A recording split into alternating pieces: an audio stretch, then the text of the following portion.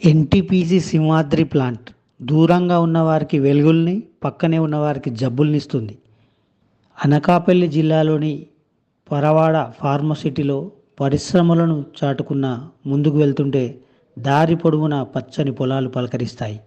ఆ పొలాలతో పాటు national thermal power corporation NTPC సింహాద్రికి చెందిన పొడవటి టవర్లు దట్టమైన ఆవిర్లను వదులుతూ కనిపిస్తాయి. ఈ టవర్లకు ఆనుకొని ఉంటుంది మూల స్వయంభూవరం గ్రామం.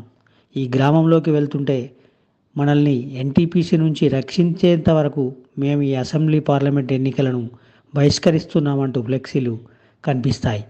ఊర్లోకి వెళ్ళిన తర్వాత కూడా ఇవే బోర్డులు తారసపడతాయి. 1300 మంది ఉండే ఈ గ్రామానికి ఏమైంది? ఎన్టీపీసీ కారణంగా ఈ గ్రామంలో ఏం జరిగింది? 600 ఓట్లు ఉన్న ఈ గ్రామం ఎన్నికలను బహిష్కరిస్తామని ఎందుకు చెబుతోంది? విద్యుత్ ఉత్పత్తి కేంద్రాల కాలుష్యం.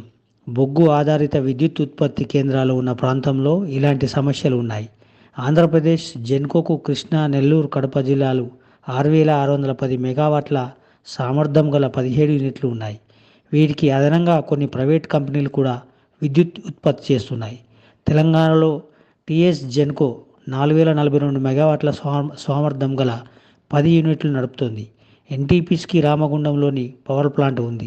తెలుగు రాష్ట్రాలలో కొత్తగూడెం, రామగుండం, కడపలోని ఎర్రగుట్ట మండలం, కొండపల్లి, ఇబ్రహీంపట్నం, పరవాడలో గాలి కాలుష్యం. వీటి కాలుష్యంతో పాటు స్థానికులను చర్మం మీద దుద్దులు, శ్వాసకోశ ఇబ్బందులు, కిడ్నీ సంబంధిత వ్యాధుల గురించి ఆరోపణలు వస్తున్నాయి.